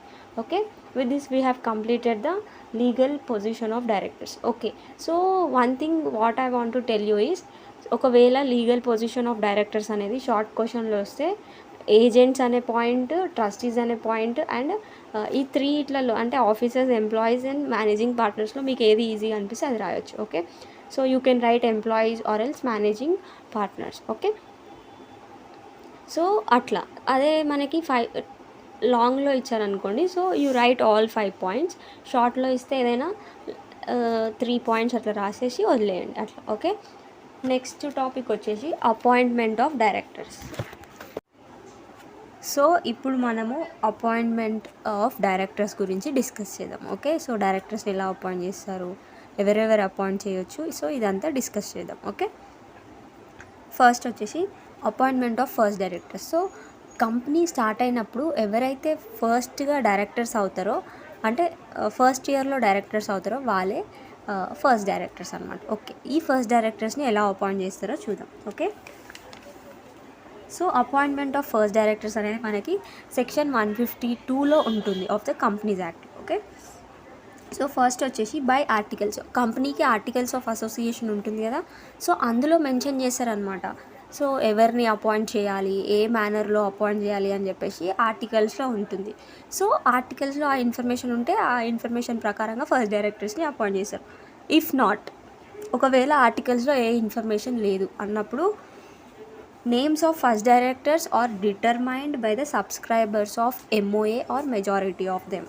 ఓకే, సబ్స్క్రైబర్స్ ఆఫ్ MOA అంటే ఎవరు అని అంటే so subscribers are signatories to the memorandum అంటే ఎవరు అని అంటే లైక్ ఎవరైతే పర్సన్స్కి కంపెనీ స్టార్ట్ చేయాలని థాట్ వచ్చి అందరూ ఒక్క చోటకు వచ్చి కంపెనీని రిజిస్ట్రేషన్ చేసే ప్రాసెస్లో ఉన్నప్పుడు ఏఓఏ అంటే ఆర్టికల్స్ ఆఫ్ అసోసియేషన్, ఎంఓఏ అంటే మెమరాండమ్ ఆఫ్ అసోసియేషన్ సబ్మిట్ చేయాలి కదా రిజిస్ట్రేషన్ చేసే ప్రాసెస్లో.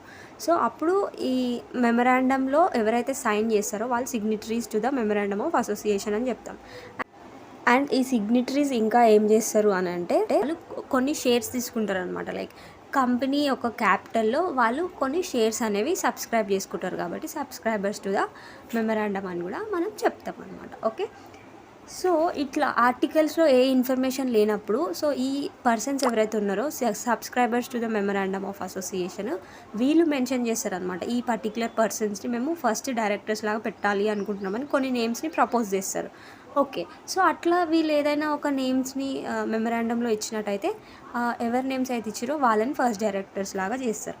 లేకపోతే ఇంకా వీళ్ళు ఏ నేమ్స్ ఇవ్వలేదు అన్నప్పుడు ఇప్పుడు వీళ్ళందరూ ఉన్నారు కదా, ఇండివిజువల్స్ సబ్స్క్రైబర్స్ ఉన్నారు కదా, సో వీళ్ళే ఫస్ట్ డైరెక్టర్స్ అవుతారు అనమాట. ఓకే, అండ్ ఇంకొక కేసు ఏంటి అని అంటే ఇప్పుడు ఈ సబ్స్క్రైబర్స్ ఎవరైతే ఉన్నారో సో ఫస్ట్ షేర్స్ కొనుక్కుంటారు కదా వీళ్ళు సబ్స్క్రైబర్స్. సో ఈ సబ్స్క్రైబర్స్ ఎవరైతే ఉన్నారో వీళ్ళు ఇండివిజువల్స్ కాకుండా అంటే పర్సన్స్ కాకుండా వేరే కంపెనీస్ బాడీ కార్పొరేట్స్ అయ్యిండ్రు అనుకోండి. సో అప్పుడు ఎవరు ఫస్ట్ డైరెక్టర్స్ ఉండరు.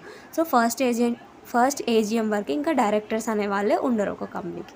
So this is regarding the appointment of first directors. So next వచ్చేసి appointment of directors by general meeting. Okay, so ఇదేంటో చూద్దాం. సో ఇది మనకి సెక్షన్ 152 సబ్సెక్షన్ 2లో మెన్షన్ చేసిండ్రు అనమాట.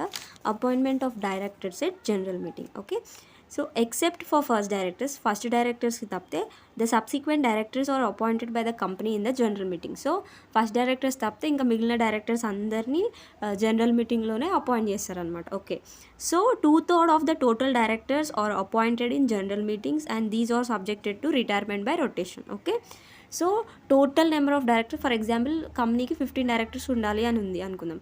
సో అందులో 2/3 అని అంటే 10 డైరెక్టర్స్ని అపాయింట్ చేస్తారు జనరల్ మీటింగ్లో. అండ్ ఈ 10 directors are subjected to retirement by rotation. So ఈ 10 డైరెక్టర్స్లో కొంతమంది ఎవ్రీ యాన్యువల్ జనరల్ మీటింగ్లో రిటైర్ అయిపోతూ ఉంటారు అనమాట. Okay, next 1/3 of the directors are appointed in general meeting. So ఈ 1/3 కూడా జనరల్ మీటింగ్లోనే అపాయింట్ చేస్తారు, కానీ these are not subjected to the retirement by rotation. So వీళ్ళు ఎవ్రీ యాన్యువల్ జనరల్ మీటింగ్లో రిటైర్ కాకుండా ఒక పర్మనెంట్ పీరియడ్ ఆఫ్ టైం ఉంటుంది, ఆ టైం తర్వాత వీళ్ళు రిటైర్ అవుతారు అనమాట. Okay, so this is regarding the retiring and non retirement of directors by rotation. Okay, so for example ఇందాక తీసుకున్నాం కదా 15 డైరెక్టర్స్ అనుకుంటే అందులో 2/3 వచ్చేసి 10 మెంబర్స్. ఈ 10 మెంబర్స్లో కొంతమంది ఎవ్రీ యాన్యువల్ జనరల్ మీటింగ్లో రిటైర్ అవుతారు అనమాట. అదే ఇంకా 5 మెంబర్స్ ఉన్నారు కదా, సో 1/3 అంటే 5 మెంబర్స్ 15లో. సో ఈ 5 మెంబర్స్కి కొంచెం పీరియడ్ ఆఫ్ టైం ఉంటుంది అనమాట, పర్టికులర్ పీరియడ్ ఆఫ్ టైం, దాని తర్వాత వాళ్ళు రిటైర్ అయిపోతారు. Okay, so this is regarding the appointment of directors at general meeting. So next వచ్చేసి appointment of directors by proportional representation. This is as per the section 169 of the companies act 2013. Okay, so appointment of directors by the proportional representation అంటే ఏంటో చూద్దాం మనం. Okay, directors are elected by the majority of voting. Okay, so ఎవరికైతే ఓటింగ్లో majority of votes వస్తాయో వాళ్ళని directors లాగా elect చేస్తాం. ఓకే, సో ఒక కంపెనీలో ఫర్ ఎగ్జాంపుల్ నాకు 51% ఆఫ్ ఓటింగ్ రైట్స్ ఉన్నాయనుకోండి, నా ఇష్టం వచ్చిన వాళ్ళని నేను డైరెక్టర్స్ లాగా ఎలెక్ట్ చేసుకోవచ్చు కదా, సెలెక్ట్ చేసుకోవచ్చు. అంటే నేను ఎవరికైతే ఓట్ వేస్తానో వాళ్ళే డైరెక్టర్స్ అయిపోతారు. మరి ఇంకా 49% ఆఫ్ షేర్ హోల్డర్స్ ఉంటారు కదా, సో వాళ్ళకి ఇంకా వాళ్ళు ఓటు వేసిన వాళ్ళు ఒక్కరు కూడా డైరెక్టర్ కాదు. సో అన్నప్పుడు వాళ్ళకి అన్యాయం జరుగుతున్నట్టే కదా. సో కాబట్టి ఈ యాక్ట్ ఏం చేసిందంటే అండర్ సెక్షన్ 163 ప్రకారంగా ఈ మైనారిటీ ఆఫ్ షేర్ హోల్డర్స్ అంటే 49% ఆఫ్ షేర్ హోల్డర్స్ ఉన్నారు కదా, సో వీళ్ళకి ప్రొటెక్షన్ ఇవ్వడం కోసము ఈ యొక్క ప్రపోర్షనల్ రిప్రజెంటేషన్ త్రూ డైరెక్టర్స్ని అపాయింట్ చేసే ఛాన్స్ అనేది తీసుకొచ్చింది. Okay, So to give protection to the minority of the shareholders, Section 163 gave them to right chance to place their nominees on the board, and the articles of the company provide that at least 2/3 of the total directors shall be appointed according to the principle of proportional representation. Okay, so మనకి total డైరెక్టర్స్లో 2/3 డైరెక్టర్స్ని మనము proportional representation through appoint చేయాలి అని every ఆర్టికల్స్లో కూడా ఉండాలి, companies ఆర్టికల్స్లో mention చేయాలి అని చెప్పి ఈ సెక్షన్ చెప్తుంది అనమాట. Okay, so this is regarding the appointment of directors by proportional representation. And next వచ్చేసి appointment by directors. Okay, board of directors కూడా డైరెక్టర్స్ని అపాయింట్ చేస్తారు అనమాట. Okay, the board is empowered to appoint additional directors, alternate directors and directors filling casual vacancy. So additional డైరెక్టర్స్ని appoint చేయొచ్చు, alternative డైరెక్టర్స్ని appoint చేయొచ్చు and casual vacancies fill చేయడం కోసం కూడా డైరెక్టర్స్ని అపాయింట్ చేయడానికి పవర్స్ అనేవి బోర్డ్ ఆఫ్ డైరెక్టర్స్కి ఉన్నాయన్నమాట. ఓకే, సో అడిషనల్ డైరెక్టర్స్ని ఎప్పుడు అపాయింట్ చేయొచ్చు, సో మనం టైప్స్ ఆఫ్ డైరెక్టర్స్ డిస్కస్ చేసినాం కదా. సో అడిషనల్ డైరెక్టర్స్ని, సో ఇప్పుడు మనకు ఆల్రెడీ కొంతమంది 10 డైరెక్టర్స్ ఉన్నారు అనుకుందాము.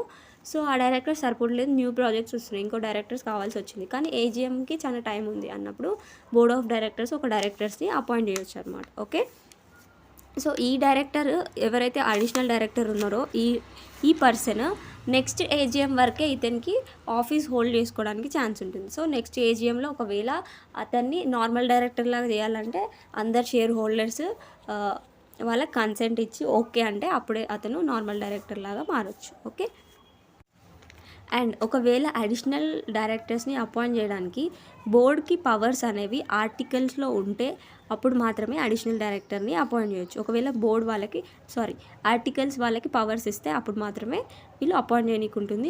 ఒక రెజల్యూషన్ పాస్ చేసి, అంటే బోర్డులోనే ఒక రెజల్యూషన్ పాస్ చేసి అడిషనల్ డైరెక్టర్ని అపాయింట్ చేయడానికి ఉంటుంది. So this is regarding the additional director. And next వచ్చేసి ఆల్టర్నేట్ డైరెక్టర్. ఓకే, సో ఒక పర్సన్ ఒక డైరెక్టర్ ఉన్నారు, అతను 3 months నుంచి ఇండియాలో లేరు, వేరే కంట్రీ వెళ్ళిపోయినారు అన్నప్పుడు అతని ప్లేస్లో మనం ఇంకొక డైరెక్టర్ని అపాయింట్ చేస్తే అతన్ని ఆల్టర్నేట్ డైరెక్టర్ అంటాం అనమాట. ఓకే, సో ఈ ఆల్టర్నేట్ డైరెక్టర్ ఎప్పటి వరకు ఉంటారు అని అంటే లైక్ ఆ ఒరిజినల్ డైరెక్టర్ ఆఫీస్ ఎప్పటి వరకు ఉంది అంటే ఆ టర్మ్ ఎప్పటి వరకు, ఇంకా ఆ ఒరిజినల్ డైరెక్టర్ 6 months వరకు ఉండే ఛాన్స్ ఉంది అని అంటే అతను ఒకవేళ ఇక్కడ ఇండియాలోనే ఉంటే అతను డైరెక్టర్గా టర్మ్ ఎంతవరకు ఉందంటే ఇంకొక 6 months వరకు ఉంది అని అంటే ఈ ఆల్టర్నేట్ డైరెక్టర్ కూడా 6 months వరకు ఉండి వదిలేయాలన్నమాట. Okay, so this is regarding the alternate director. And ఈ ఆల్టర్నేట్ డైరెక్టర్ని అపాయింట్ చేయడానికి పవర్స్ బోర్డ్కి ఎలా వస్తాయి అని అంటే ఆర్టికల్స్ నుంచి or else resolution in general meeting. So general మీటింగ్లో ఒక రెజల్యూషన్ పాస్ చేసినప్పుడు సో ఇలా మేము అపాయింట్ చేయొచ్చు అని అంటే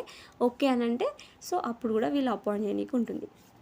నెక్స్ట్, సో ఈ ఆల్టర్నేట్ డైరెక్టర్షిప్ని 20 కంపెనీస్ని క్యాలిక్యులేట్ చేసేటప్పుడు ఇంక్లూడ్ చేయొద్దు. అండ్ ఆల్టర్నేట్ డైరెక్టర్ ఎవరైతే ఉన్నారో అతను నేను ఈ కంపెనీలో ఆల్టర్నేట్ డైరెక్టర్ లాగా వర్క్ చేస్తున్నాను అని చెప్పేసి రిజిస్టర్ ఆఫ్ కంపెనీస్కి ఇన్ఫామ్ చేయాలి విత్ ఇన్ 30 days. నెక్స్ట్ వచ్చేసి క్యాజువల్ వేకెన్సీని ఫిల్ చేయడం కోసం కూడా బోర్డ్ ఆఫ్ డైరెక్టర్స్ని అపాయింట్ చేయొచ్చు అనమాట. సో క్యాజువల్ వేకెన్సీ అంటే ఏంటి అని అంటే సడన్గా డైరెక్టర్స్ చనిపోయినా, రిజైన్ చేసినా, ఇన్సాల్వెంట్ అయినా కానీ సో దాన్ని మనం క్యాజువల్ వేకెన్సీ అంటాం అనమాట. సో ఈ క్యాజువల్ వేకెన్సీని ఫిల్ చేయడం కోసము బోర్డ్ ఆఫ్ డైరెక్టర్స్కి పవర్స్ ఉంటాయి అన్నమాట. ఓకే, సో ఈ బోర్డ్ మీటింగ్లో ఒక రెజల్యూషన్ పాస్ చేసి వీళ్ళు క్యాజువల్ వేకెన్సీని ఫిల్ చేయొచ్చు. ఓకే, సో ఈ క్యాజువల్ వేకెన్సీలో అపాయింట్ చేసిన డైరెక్టర్ యొక్క టర్మ్ ఆఫ్ ఆఫీస్ వచ్చేసి ఒరిజినల్ డైరెక్టర్ యొక్క టర్మ్ ఎంత అయితే ఉందో ఆ టర్మ్ ఎండ్ అయ్యే వరకు ఇతను ఉంటాడు అనమాట. ఓకే, ఇంకా 6 months వరకు అతను యాక్చువల్గా ఒరిజినల్ డైరెక్టర్ ఉండాల్సింది. సో ఇప్పుడు అతను చనిపోయాడు లేదా రిజైన్ చేశాడు అని అంటే ఇతను ఆ 6 months వరకు ఉండి వదిలేయాలన్నమాట. Okay, so this is regarding the appointment of directors by the board of directors. Okay, next వచ్చేసి appointment by third parties. Okay, 1/3 or nominee directors. So total number of డైరెక్టర్స్లో కంపెనీ యొక్క టోటల్ నెంబర్ ఆఫ్ డైరెక్టర్స్లో 1/3 directors మనకి వచ్చేసి nominee directors ఉండాలన్నమాట. So nominee directors అంటే మనం discuss చేసినాం కదా, లైక్ ఎవరైతే ఫైనాన్షియల్ ఇన్స్టిట్యూషన్స్, బ్యాంక్స్ వీళ్ళు అపాయింట్ చేస్తారనమాట. సో వాళ్ళు లోన్ ఇవ్వడం కోసము కంపెనీకి ఒక కండిషన్ పెడతారనమాట. సో మేము ఒక పర్సన్ని రిప్రజెంటేటివ్ లాగా పంపిస్తాము మీ కంపెనీకి, సో అతన్ని మీరు డైరెక్టర్ లాగా అపాయింట్ చేయాలి అని చెప్పి చెప్తారనమాట. సో ఈ విధంగా అపాయింట్ చేసిన డైరెక్టర్స్ని అపాయింట్మెంట్ బై థర్డ్ పార్టీస్ అంటాం అనమాట. సో వీళ్ళని నామినీ డైరెక్టర్స్ అంటాము. సో ఈ నామినీ డైరెక్టర్స్కి వచ్చేసరికి 1/3 ఆఫ్ ద టోటల్ డైరెక్టర్స్ మనకి నామినీ డైరెక్టర్స్ లాగా అపాయింట్ చేయడానికి ఉంటుంది అనమాట. సో వీళ్ళు రిటైర్మెంట్ బై రొటేషన్కి లయబుల్ కాదు. అంటే like fixed period of time వరకు వాళ్ళు డైరెక్టర్స్లా ఉంటారు, కానీ అంతేగాని రొటేషన్ బేసెస్లో వీళ్ళు రిటైర్ అవ్వరు అనమాట. Okay, so for example total directors 15 అనుకుందాము. అందులో 1/3 అంటే 5 డైరెక్టర్స్ వచ్చేసి నామినీ డైరెక్టర్స్ ఉండాలన్నమాట. సో 1/3 అంటే 5 కదా, 15లో 1/3 అంటే 5 కాబట్టి నామినీ డైరెక్టర్స్ వచ్చేసి 5 ఉండాలి, 5 కన్నా ఎక్కువ ఉండొద్దు. Okay, so this is regarding the appointment by third parties. Okay, next వచ్చేసి appointment by central government. The central government has the power to appoint director on an order passed by the NCLT. NCLT అంటే national company law tribunal అనమాట. To safeguard the interest of the company or it shareholders or public interest to prevents mismanagement or operation. Okay, so central గవర్నమెంట్కి powers ఉంటాయి అన్నమాట. So ఎందుకు డైరెక్టర్ని appoint చేయడం కోసం powers ఉంటాయి. మరి ఆ పవర్ అనేది ఎప్పుడు వస్తుంది అని అంటే ఎన్సిఎల్టీ నేషనల్ కంపెనీ లా బోర్డు ఒక నోటీస్ని ఆర్డర్ని ఇష్యూ చేసినప్పుడు, ఓకే సెంట్రల్ గవర్నమెంట్ నువ్వు ఇట్లా ఒక డైరెక్టర్ని అపాయింట్ చేయి ఈ పర్టికులర్ కంపెనీలో అని చెప్పి ఒక ఆర్డర్ని ఇష్యూ చేసినప్పుడు అప్పుడు సెంట్రల్ గవర్నమెంట్కి పవర్ వస్తుంది అనమాట. సో ఎందుకు మరి ఎన్సిఎల్టీ ఈ యొక్క ఆర్డర్ని ఇష్యూ చేస్తుంది అని అంటే కంపెనీ యొక్క ఇంట్రెస్ట్ని సేఫ్ గార్డ్ చేయడానికి ఆర్ షేర్ హోల్డర్స్ని ప్రొటెక్ట్ చేయడం కోసము, పబ్లిక్ ఇంట్రెస్ట్ని ప్రొటెక్ట్ చేయడం కోసం, అండ్ కంపెనీలో ఏదైనా మిస్మేనేజ్మెంట్ ఆర్ ఆపరేషన్స్ జరుగుతున్నాయి అని అన్ని ఎన్సిఎల్టీకి అనిపించినప్పుడు అప్పుడు ఏం చేస్తారు అని అంటే ఆర్డర్ పాస్ చేస్తుంది అనమాట సెంట్రల్ గవర్నమెంట్కి. సో నువ్వు ఒక డైరెక్టర్ని అపాయింట్ చేయని చెప్పేసి. ఓకే, సో అప్పుడు ఒక డైరెక్టర్ని అపాయింట్ చేస్తారు. నెక్స్ట్ వచ్చేసి ఇట్లా సెంట్రల్ గవర్నమెంట్ అపాయింట్ చేసిన డైరెక్టర్ వచ్చేసి టెన్యూర్ వచ్చేసి 3 years వరకు, అంటే 3 years వరకు ఇతను తన ఆఫీస్ని డైరెక్టర్ లాగా హోల్డ్ చేయడానికి ఛాన్స్ ఉంటుంది. ఓకే, అండ్ నెక్స్ట్ వచ్చేసి the power can be excised by the NCLT either on the reference made by the government. So ఒకవేళ గవర్నమెంట్ ఏదైనా రిఫరెన్స్ ఇచ్చి ఇలా జరుగుతుందని చెప్పినప్పుడు అప్పుడు కూడా ఆర్డర్ పాస్ చేస్తుంది.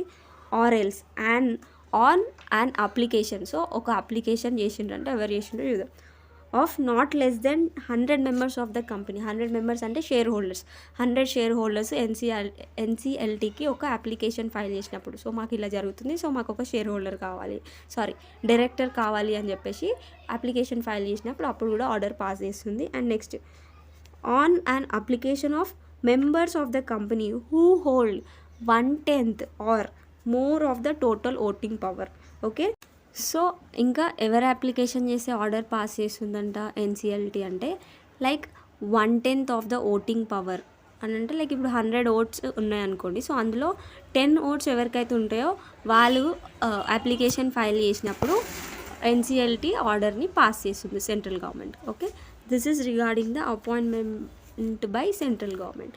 అండ్ ఇలా సెంట్రల్ గవర్నమెంట్ త్రూ అపాయింట్ చేయబడిన డైరెక్టర్ ఏం చేస్తారు అని అంటే లైక్ కంపెనీలో జరుగుతున్న అన్ని ఎఫ్ఐఆర్స్ అన్నిటి గురించి సెంట్రల్ గవర్నమెంట్కి అప్డేట్ చేస్తారనమాట. ఓకే, నెక్స్ట్ వచ్చేసి appointment by small shareholders. So appointment by small shareholders. So public company whose paid up capital is 5 crore or more. So paid up share capital అనేది 5 crore or 5 crore కన్నా ఎక్కువ ఉన్న companies and has 1000 small shareholders at least.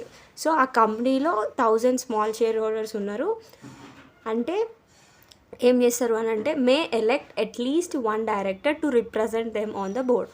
Okay, ఈ 1000 share holders ఏం చేస్తారు అని అంటే like వాళ్ళని రిప్రజెంట్ చేస్తూ ఒక పర్సన్ ఉండాలి బోర్డులో అని చెప్పేసి స్మాల్ షేర్ హోల్డర్ డైరెక్టర్ని అపాయింట్ చేస్తారు అనమాట. ఓకే, సో ఈ స్మాల్ షేర్ హోల్డర్ అపాయింట్మెంట్ అనేది ఆప్షనల్ అనమాట.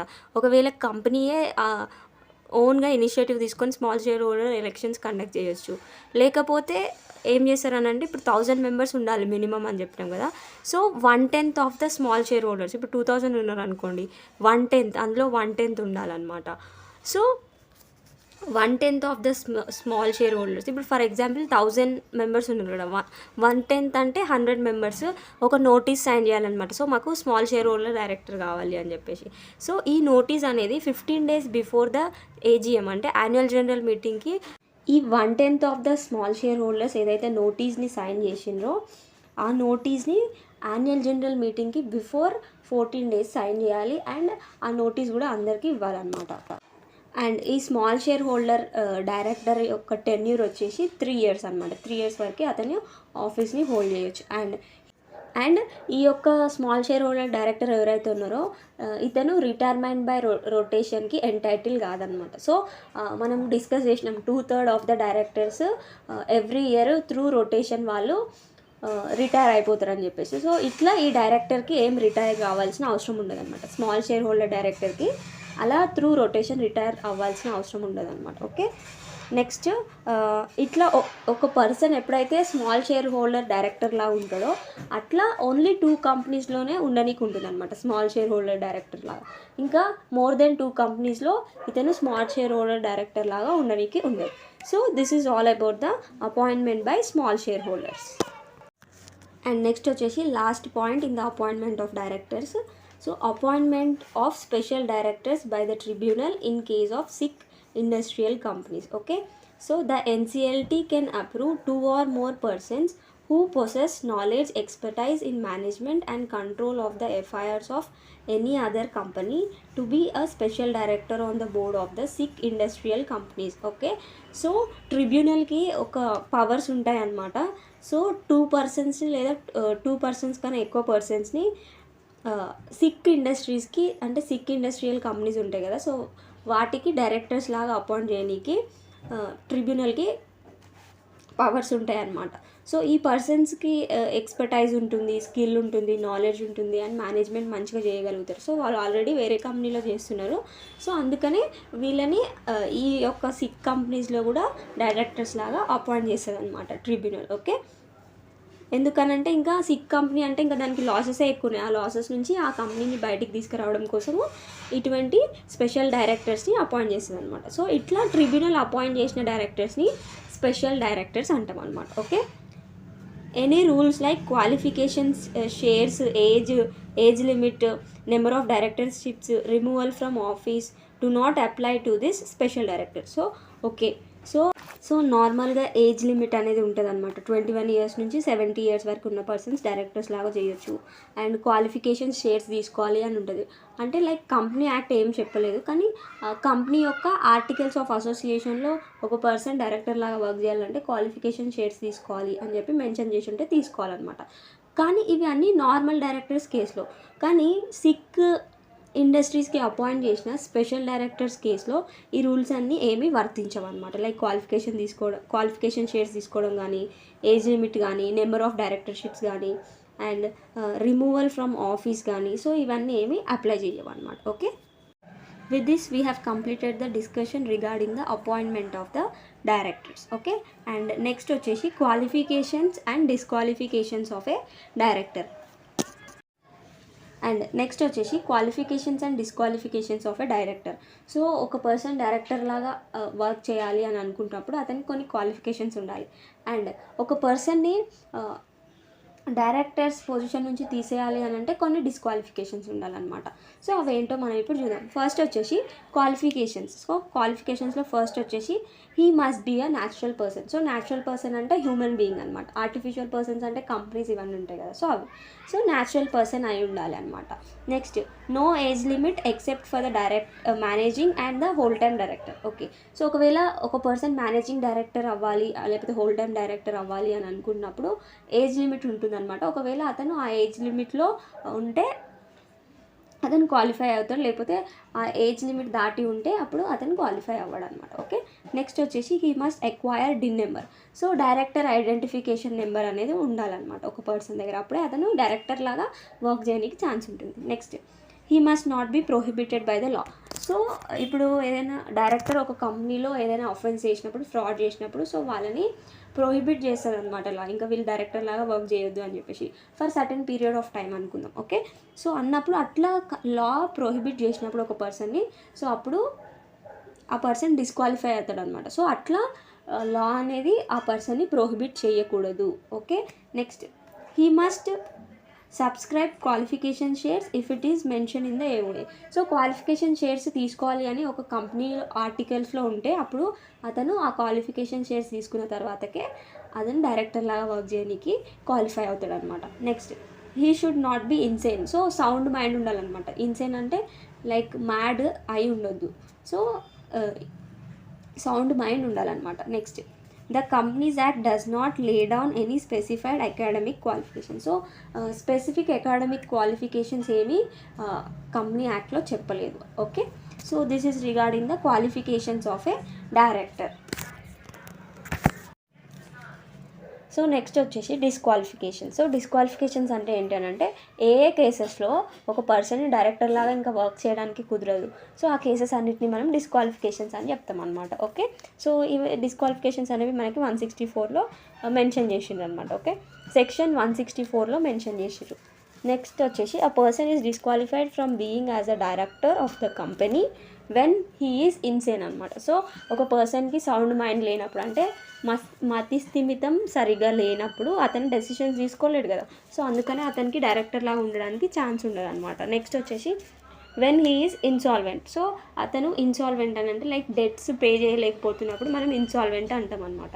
సో అట్లా ఇన్సాల్వెంట్గా ఉన్నప్పుడు ఒక పర్సన్ అతనికి ఇంకా డైరెక్టర్ లాగా వర్క్ చేయడానికి ఛాన్స్ ఉండదు. నెక్స్ట్ వచ్చేసి when a person commit offence.